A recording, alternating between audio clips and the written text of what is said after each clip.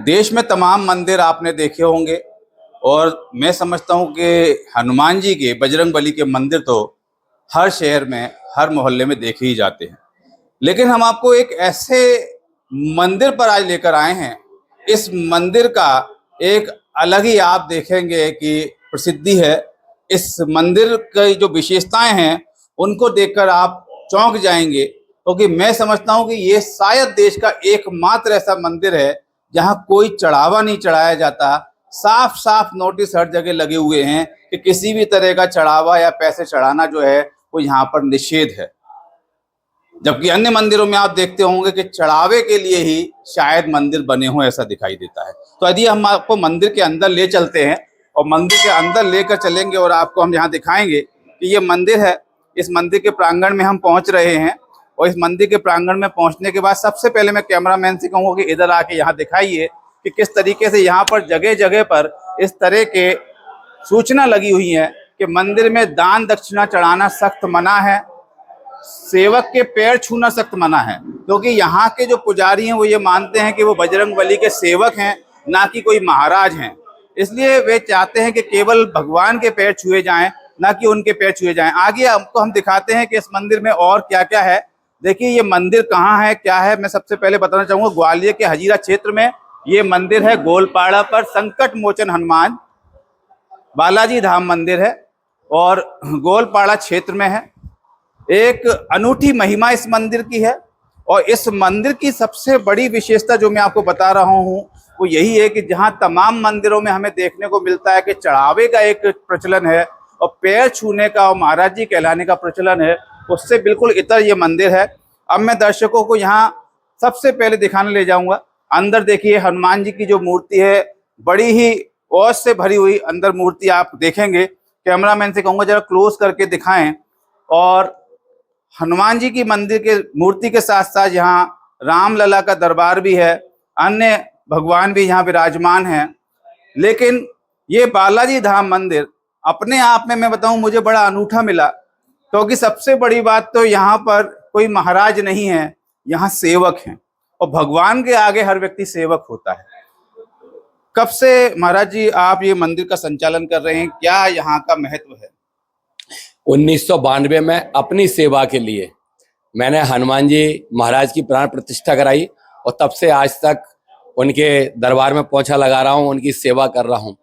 और उसके प्रभाव से मैं तो संतुष्ट हुई, लेकिन न जाने कितने लोग उनके दर्शन करके और परिक्रमा करके, जो यहाँ विशेष है, न जाने कितने लोगों ने इसका लाभ उठाया है। और मेरा भी उद्देश्य यही रहा है कि जो भी इस दरबार में आए उसके चेहरे पे हमेशा मुस्कान रहे। इसी के लिए मेरी सांसें चल रही हैं और इसी को बढ़ाने के लिए मैं आए दिन बड़े बड़े कार्यक्रम करता रहता हूं। कोरोना काल का मैंने इसको खोले रखा मंदिर को, लोगों को आत्मशक्ति बढ़ाने के लिए पूरा प्रयास किया, जिसको हमारे सभी चौथे स्तंभ ने प्रचार प्रसारित भी किया और सभी लोगों ने देखा भी। बड़ा विशेष एक यहाँ पर एक अनुभव हो रहा है।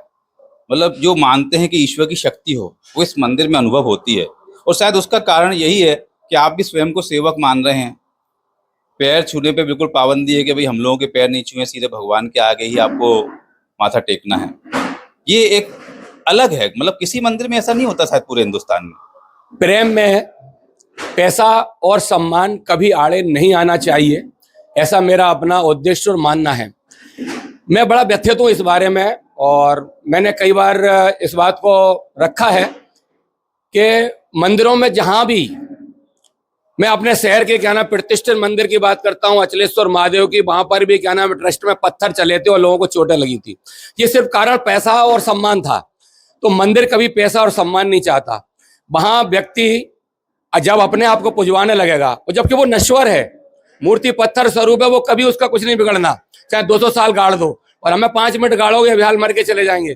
फिर भी हम अपने सम्मान के भूखे हैं, अपने सम्मान के लिए मरते हैं, अपने उधर पूर्ति के लिए पैसा हो गया है उसके बाद भी इकट्ठा करते हैं, जिनसे हमारे बाल बच्चे भी व्यसन करते हैं और बिगड़ते हैं। तो मेरा मानना है कि मंदिरों में व्यक्ति का सम्मान नहीं, प्रभु का होना चाहिए, जिन्होंने बना के हमें भेजा है अपने कर्तव्य के लिए।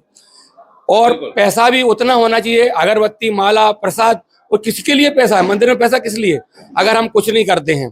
तो हमें क्या नाम अपनी उधर पूर्ति के लिए चाहिए, लेकिन इसके लिए नहीं चाहिए कि हम क्या नाम व्यसन में चले जाएं, हमारे बच्चे क्या नाम उसकी तफरी करने लगे और बिगड़ने लगे, तो भगवान को भी बुरा लगता है और हम तो बर्बाद हो ही रहे हैं। जी बिल्कुल, बहुत बड़ी बात आप कह रहे हैं और मैं तो समझता हूँ कि ये बाकी की जितनी भी मंदिर के ट्रस्ट हैं और संचालक हैं उनके लिए भी एक प्रेरणा है। अच्छा, जिसे आप बोल रहे हैं कि यहाँ पर बिल्कुल किसी को भी अनुमति नहीं है, 1 रुपया भी नहीं चढ़ा सकता कोई। नहीं नहीं, किस लिए चढ़ाएगा, मेरे को बताए ना, जब हमको और इससे मंदिर से जुड़े लोगों को उन्होंने संतुष्ट कर दिया है, और धन से नहीं तन मन धन तीनों से, यहाँ जो 4 6 10 ऐसे सेवक हैं जो अपने आप को संतुष्ट और संपन्न मानते हैं, वो इस मंदिर का सारा खर्चा उठाते हैं। ये बहुत बड़ी बात कह रहे हैं कि देखिए संतोष है, क्योंकि कई लोगों में संतोष नहीं हो पाता है। जब वो 100 पे पहुंचते हैं तो 1000 के लिए चाह, 1000 पे पहुंचते हैं तो लाख के लिए चाह, लाख पे पहुंचते हैं तो करोड़ के लिए चाह, लेकिन यहाँ जो मिल रहा है वो संतोष मिल रहा है।